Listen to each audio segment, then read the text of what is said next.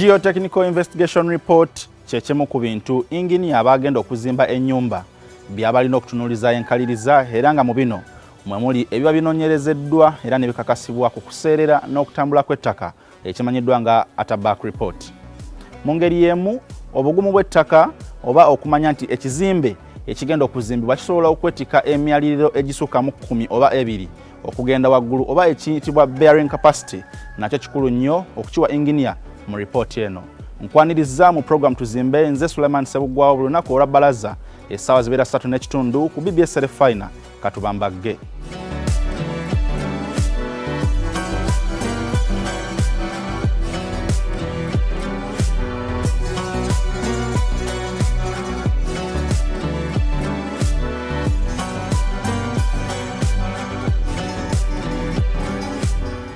Kunyongera okwaniriza nate ku BBS Refiner mu program tuzimbe nze Suleiman Sebugwawo era nga twakulaga mu kitundu ekisembyeyo nga tuva mu field eri gye tusima ettaka oba gye twatuteekateeka okuzimba ekizimbe ate abakugu balireeta wano mu laboratory ne basobola okuba nga temunange bongera okulyekkaanya n'okukola tests ez'enjawulo era olunaku olwaleero negatiddwako omukugu okuva mu ABBA Laboratory Engineering International asobola okuba nga temunange ayongera otutunnyonnyola omukugu.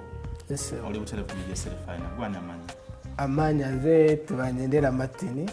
nkora nga senior laboratory technician arode mu mulimo guno ba mu kugunga bwe mukyogedde emyaka nga 8 kati nange nsanyusa obasanga tuli bulungi mwebala okujja kale butele wetugenda mu field gye tusima ettaka era nga twalaga omulaga wa BBS Refiner mu kitundu ekiwedde ettaka ero lireetebwa mu kitundu kino oba mu laboratory efaanana bweti. Yes sir. Bwe lituusibwa nomwe mulikolako ki? Tuliyita ttaka cause bw'oliyita ettaka buli kimu kisobola kuba ttaka. Akaseera ako bwe tulijja mu field tulireeta wano tufuuka sample. Ako sample nga bwe mukimanyi mulina nti sample ke kantu akatono kojja ku kintu ekinene kutwala okebere kati gabwe mumanye ebyobusawo nti bakujjako sample naffe eno ebeera sample yaffe ssebo w'ekitiibwa. Tugireeta wano ne tujjako ekisooka kye tuyita nga bweri tugiteeka mu bbaaga oba mu kasawo ne tugisiba bulungi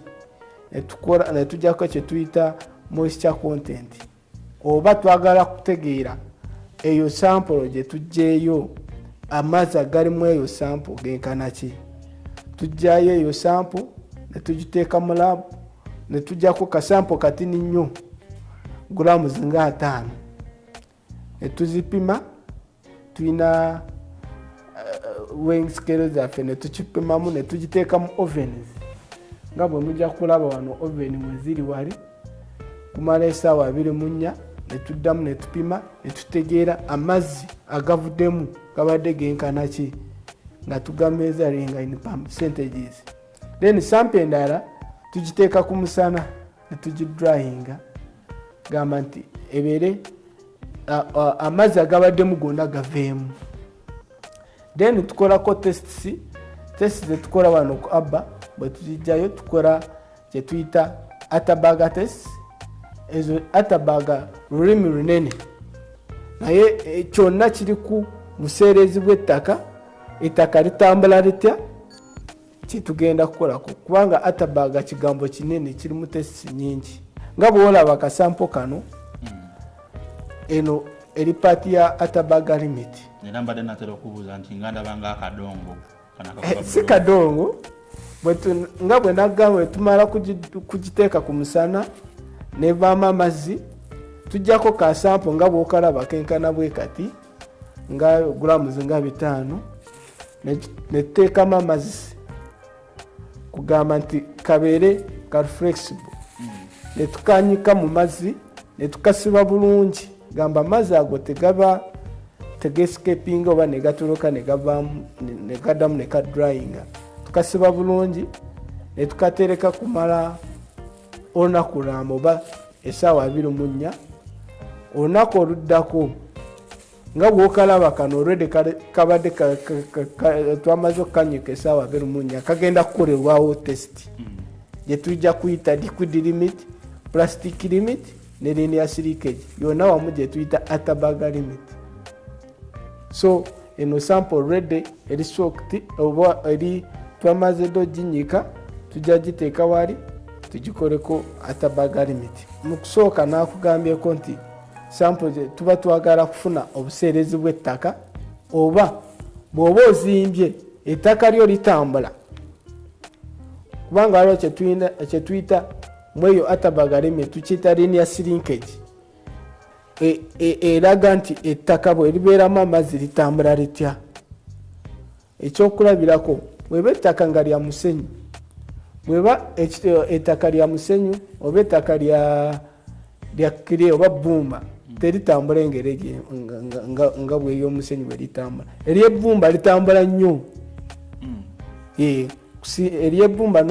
Ery'ebbumba litambula nnyo ate ery'omusenyu teritambula nnyo. Bw'ogamba litambula otegeeza ki nti osoozimbako ekizimbe ne kyeseetula? Nga bw'okyogedde kituufu.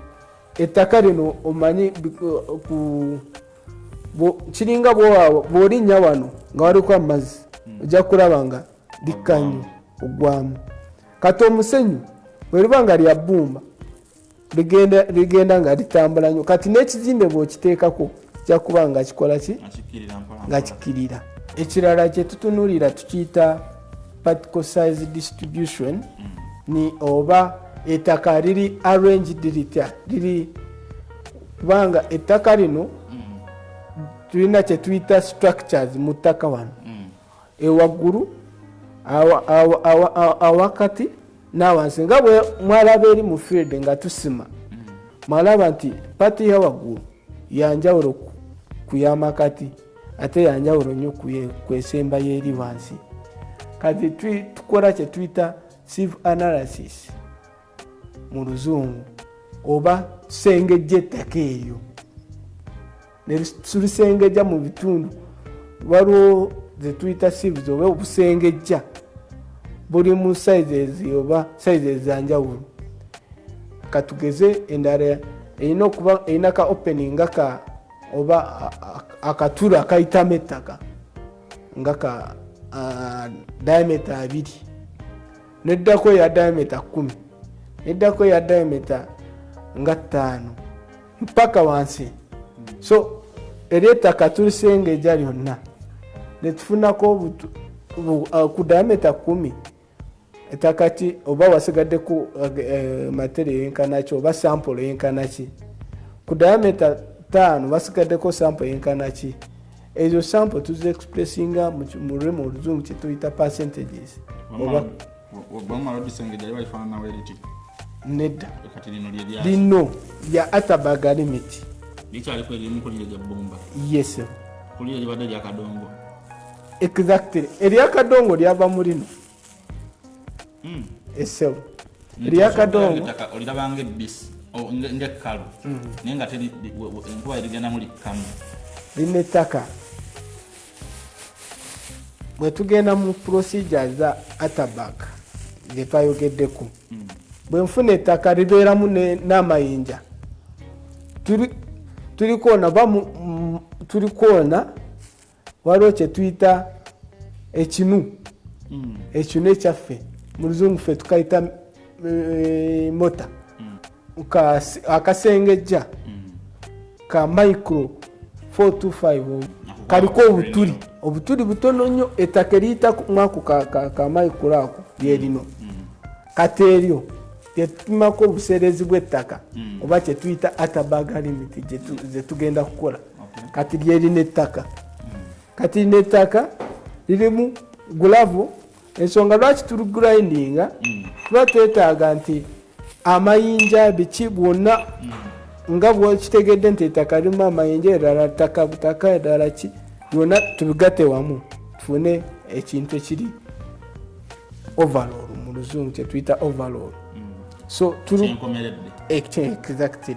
tuligurindinga muno ne tuliisamu ako akasiivu cause ettaka lye tuba twagala eriri mu luzungu kye tuyita fine nnyo fine. Test endala gye nagambye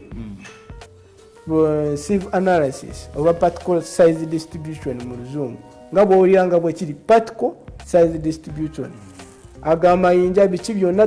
tubireka wamu ne tubisengejja ne tulaba ettaka limu amayinja mangi matono oba liri nnyo fayini oba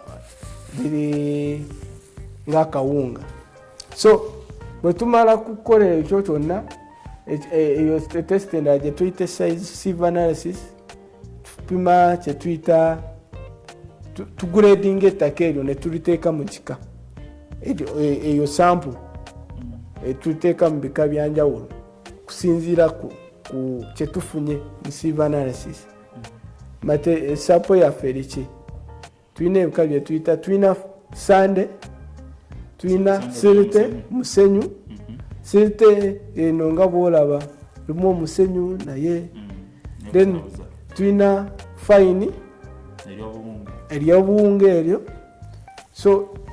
eyo sieve analysis etuyamba kumanya nti ekifo kye tugenda zimbako structure y'ettaka kirimu eryetya.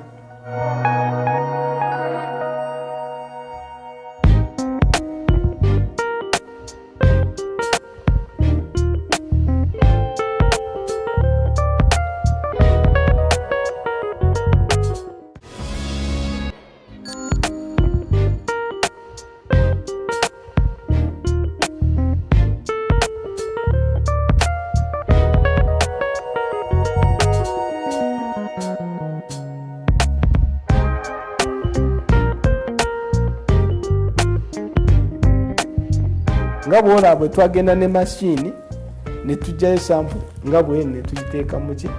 naye eyo mostly bwe batukoze bearing allowable bearing capacity tuba tetugyetaaganya naye osobola gikola kulaba eyo sample tetaganizibwa eryetya naye tusobola gikolako kusinziira kulaba eri oyinza okufuna ekifaananyi kirala neeno n'ofuna ekirala naye obudde obusinga tubikola byonna ne tubigatta wamu tufune ekifaananyi ekituufu. Kati nga bwolaba kiringa bwolaba waliwo olugero lugamba nti oyinza okulaba omuntu nga bwe nkulaba nenkulowooza toba oli muntu mulungi naye nga simanyi mukulaba kwange nkulaba nga oli mulungi naye omunda ng'oli kirala. Kati gw'ojja kulaba ettaka n'olowooza nti wano wengenda zimba wali walungi kumbe amazzi gali wansi. Omanye omusenyu gubika amazzi ne gasigala eri wansi. Kati naye mu kuzimba olina ekizimbe kyawe ekizimbe ekyo ky'ogenda zimba kigendera ddala mpaka wansi mita emu kudda wansi. Kati omusiye ogenda zimba mita emu wansi kitegeeza n'ettaka ly'omusenyu lyolaba waggulu lijja kuvaawo. Kati wansi bw'oba olinako ekisooto nga tomanyi ekisooto ky'olinako ate kituyamba nnyo bwe tukola investigation kituyamba nnyo okuwa foundation kika kya foundation kyogenda kukolesa. Bwe tusanga amazzi nga gali kumpi tuyinza okugamba waliwo gye tuyita pad foundation.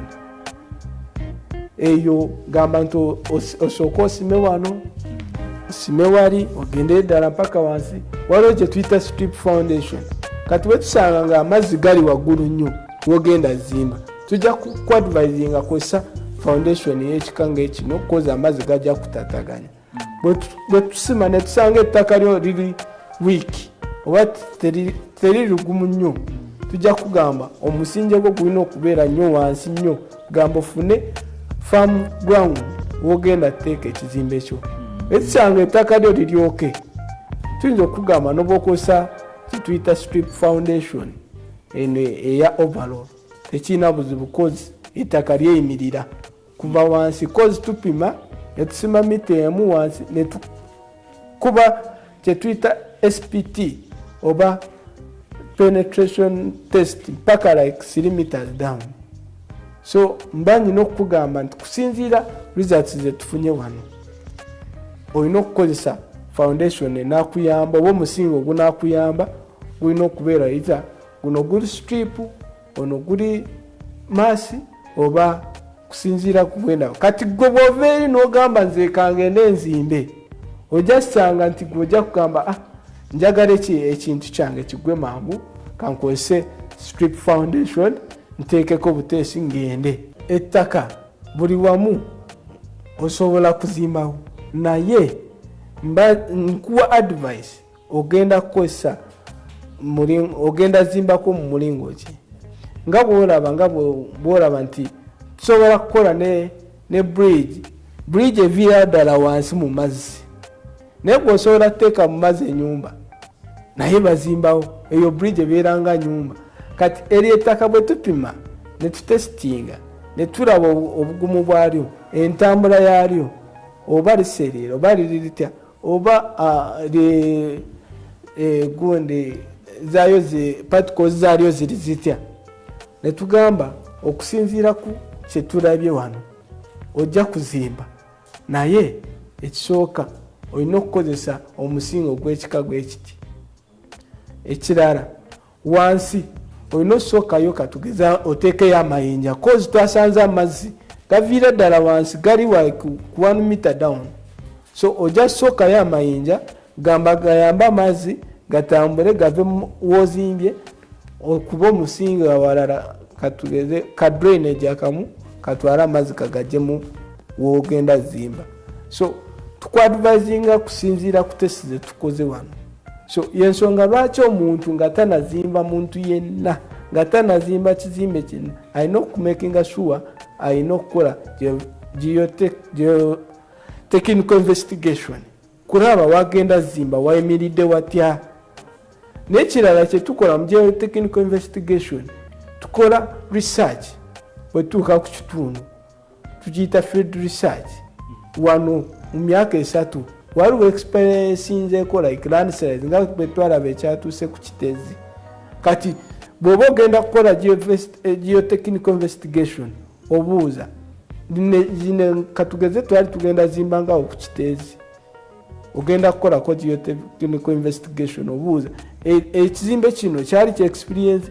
rundi ekifo kino kyali kya experience nzeeko landslides oba ono musisi bwajja waliwo effect gyakosa waliwo ebifo wano mu Uganda ebya experience nga musisi ow'amaanyi kate waliwo ebifo ebirala ebitalina musisi ng'ajja ng'ali w'amaanyi kati ebifo ng'ebyo byosanga nti musisi w'amaanyi ayo tujja kugamba oba ogenda zimba olina osima omusingi nga muwanvu tosima guno osima 500 meters wansi n'oteekako sima like 2 meters otandikire okuzimba gamba musisi wagenda kujja asanga ekizimbe ekyo kiri strong kati ebyo byonna tubikola besides bino byetukola mu lab bino byetukola mu lab okusinganyo biba like enyongeza naye ekisinga tukifuna ku ground awo bwe tugendayo akati tulina ebintu ebyenjawulo bye tutunuulidde wano nga tutuuse era tubadde tuwayamu ne wano kanyini mu show nabyeyogeddeko nga okuwabula abantu mu ngeri emu njagala kwebuuza oyogedde ku bantu abazimba mu ttaka eriseerera n'abantu abazimba mu bifo nga birimu amazzi muba wakuwabula kikaaki basobole okuba nga bazimba ebizimbe mu bitundu ebyo ate ebizimbe ebyo ne bitafuna buzibu oba oli abiyinza okuvaamu okukosa abantu webale nnyo ssebo kati obuwabuzi bwe tubawa nga bwe twayogedde mu kusooka nti bwe tumala kupima ne tulaba bye tufunye bikwataganya bitya n'ekifo ne tufuna ne research erya ground nekitufunye mu field nga bwolaba tugamba nti katugeze before nga tonazimba waliwo kye tuyita omala simu omusingi waliwo kye tuyita blinding eyo ye concrete ebeera concrete oba enkokoto nga kano kukute kano kokoto kati tujja kugamba nti enkokoto gy'ogenda kukolesa ku blinding erina okuba ng'eri stronger koze okusinga nnyo mu blinding tukera nnyo okukozesa enkokoto ng'ezitowa bugumu bwa 15 ngiyite class 15 eyo ye weakest concrete gye tutera nnyo okukozesa oba concrete etalina maanyi nnyo ku blinding kati tuyinza okugamba ku blinding gezaako nga tonateekako wansi cause blinding kiringa bwolaba okwala wano n'oyalawo nga weetegekere ebijja waggulu kati tusooka ne tuteekako enkokoto wansi ku musingi then ne tuteekako oba amatafaali gaffe oba ntuteekako amayinja kusinziira ekisanze ekifunga kirimu amazzi gali waggulu nnyo tuyinza okugamba sooka ozimbisa amayinja kutuuka nga kati tukugamba n'omusenyu gw'okozesa tukuwa kye tuyita concrete type gy'ogenda kukozesa wano nga bwe takugambye tulina tukola ne tesi ku nkokoto so tukugamba nti olina okukolesa concrete nga wamaanyi nnyo gamba amazzi ago nga siminti mwali bwe gajja kijja kubeera kizibu nnyo okuyingira mu nkokoto egava mu nkokoto ne kayingira mu mayinja galyoke gakuba ekizimbe ekyo kikole kifeiringe twalabyeko simanyi wano sinayo naye tutanye okulaba sinayo nga ebizimbe ebimu olaba ekizimbe nga kitambula simanyi oba wali okirabyeko naye bibeerawo tukiyita mu luzungu settlement oba movement of the structure ekizimbe bw'otuuka ebwayise eyo ogulaba ekizimbe nga ogwali omulyango ate gulinga oguli mu ttaka kiyingidde mu ttaka okutuuka ku madinisa awo kiba kisiriikiize kati wali okugenda kulaba walala nti kiine enjatika kuva wansi amazzi bwe gakiyingiramu enjatika gyolaba gakiwekeninga oba gakimala amaanyi kuva wansi paka waggulu so yensonga lwaki tukugamba nti bwe tumala kutesitinga ekifo kyo ne tulaba nti ekifo kyo kirimu katugeze amazzi ne tugamba engeri gye tusanzemu amazzi zimba mpaka kutuuka ku ground zimbisako amayinja omanye ejjinja lyo teriyitamu mazzi tugamba zimbisamu amayinja ne mukyanga oba omusenyu gw'ogenda kukozesa ne siminti kyetuyita mota kulina okuba guli stronga oba twongeremu ebirala nga bwolaba kyetuyita adhesives oba ebizibira amazzi okuyingira tubyongera mweyo mota gamba nti amazzi ago tegayina engeri yonna gye gasobola kuyingira mu kizimbe ekyo ne gakyaffectinga okufuna enjatika zolaba ku kizimbe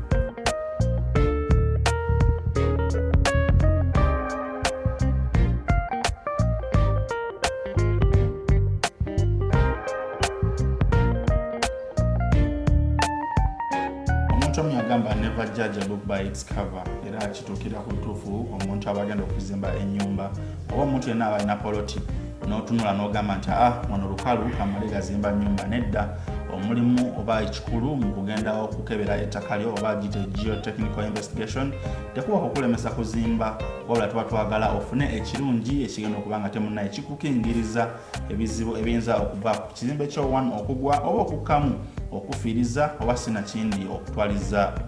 okutwaliramu obulamu bw'omuntu. Nze Sulaiman Sabugwawo, BBS program tuzimbe ebeerawo bulunaku olwabbalaza essaawa zibeera 3 n'ekitundu. Tusisinkane omulundi oguddako Ssaabasajja Kabaka awanga.